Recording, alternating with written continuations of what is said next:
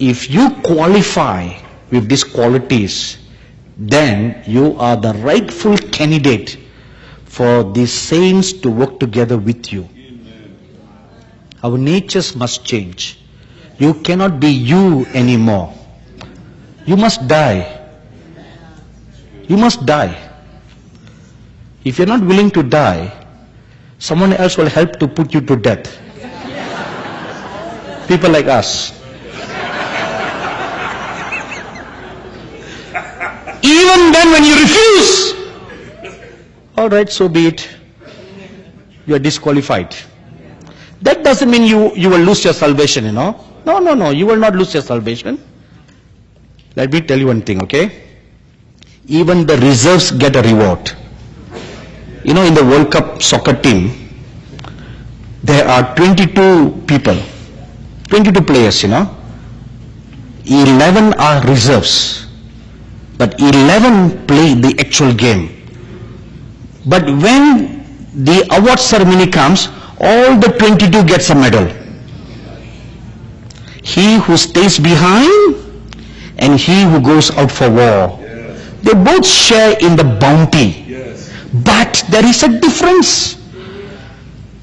When you actually play in the game, you score a goal, when you get the medal, you feel proud of it. But when you're sitting in the fence and you still get a medal, there's no pride in there, you know. You get what I mean? It's a complimentary because you tag along.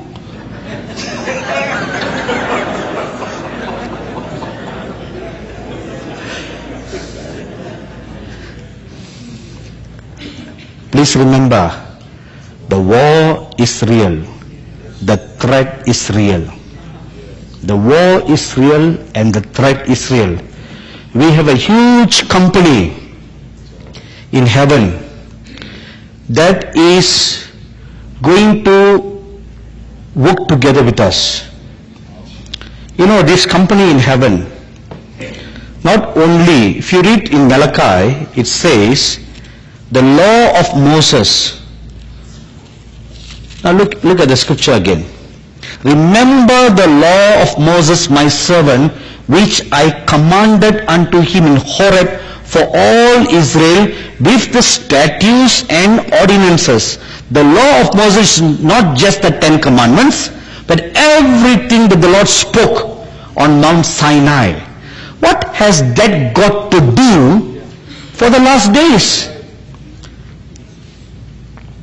You know, when the law was revealed to Moses, it was in version 1.0. When the Lord Jesus Christ came, He amplified it, version 2.0.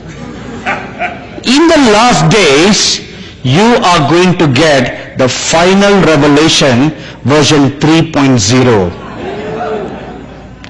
The final revelation of the completeness of the Word of God. See, what was given to Moses in the dispensation of grace, the Lord Jesus Christ amplified it. He said, you have heard it being said, an eye for an eye, a tooth for a tooth. But I say unto you, if somebody slaps you on your right cheek, turn your left. Now, in the last days, that concept cannot work because your enemy is very real. You cannot go to your enemy.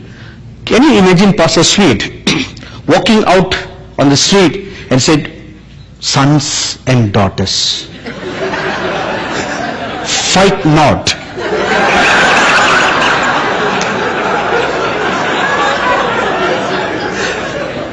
And one guy walks up to me and punches him on the nose. Oh, what about the left cheek?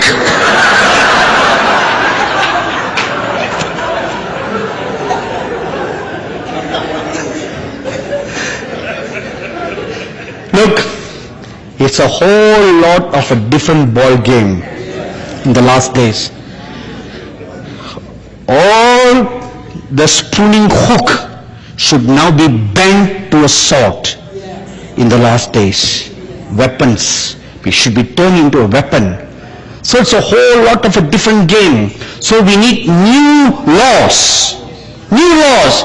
Is the same Moses, is the same law, but version 3.0. There's a third layer that's hidden in the Word. When the Lord Jesus came, He revealed the second layer. The second layer was necessary for the dispensation of grace. When James and John told the Lord Jesus, Lord, these people did not accept you. Shall we call down fire and lightning from heaven like what Elijah did? The Lord Jesus Christ looked at them and said, you do not know what spirit you have received. That spirit was okay for the Old Testament, but that spirit is not okay in the New Covenant. You see, the same thing, what Elijah did was right, but what these disciples, if they had done it, would have been wrong. The same thing, fire coming down, but it was wrong. But in the last days, you will do it. You will point your finger at the heavens and fire will come down. Revelation chapter 11 tells us like that. When the two witnesses do their ministry and they will call down fire from heaven, and you all over the world will also perform the same miracle working power of God. The same. The same. The powers of the age to come. But before that can be entrusted in your hands, you must have the nature of the Lamb. You know what is the nature of the Lamb? It is authority under meekness. It is authority enshrined in meekness. Yes, the lion was there, but within the lion was the Lamb. Bold and powerful. But you had that shitty mood, the Lamb. So look at the brazen altar. It is fireproof, but within it is the shitty mood.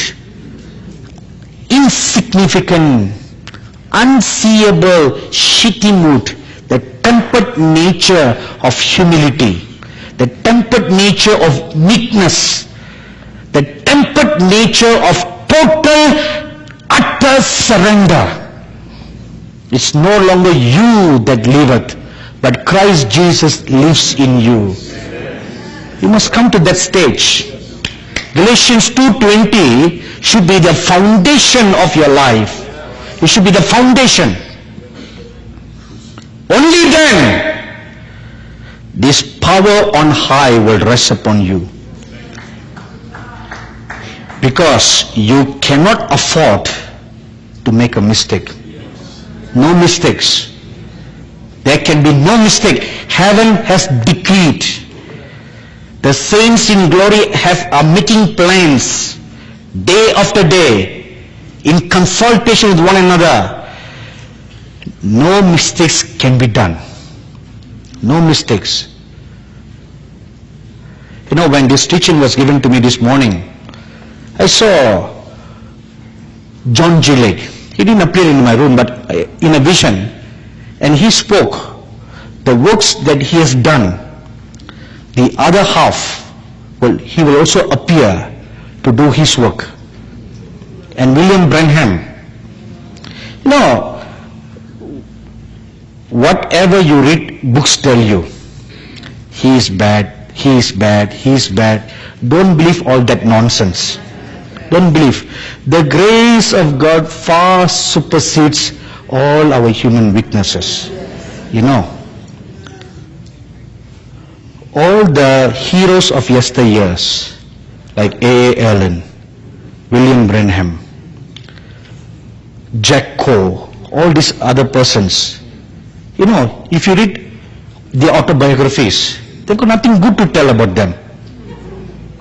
In fact, they will discount them as fakes. But they are all up in heaven, you know. They are up in heaven. The grace of God supersedes all this. And they will come to complete their ministry. To complete their ministry. They will come. I saw that company, you know. that entire company of American ministers of God who were in the 40s during the healing revival, they will come and to help you to complete that work. Amen. So don't discount anybody with our over spiritual, pharisaical, judgmental attitude. You are not God, you know. You are not God. If you are not God, how can you pass judgment? You know, when Nineveh cried unto God, they said, the heathen king said, let us all pray. Who knows if he will relent? Right? That came from the lips of a heathen king. Who knows? In the same manner, what do we know? What happened at the moment of death? What do we know? What happened between that man of God and God? What happened between the two of them? At the moment of death, we don't know. When they are lying on their sick bed, what happened to them?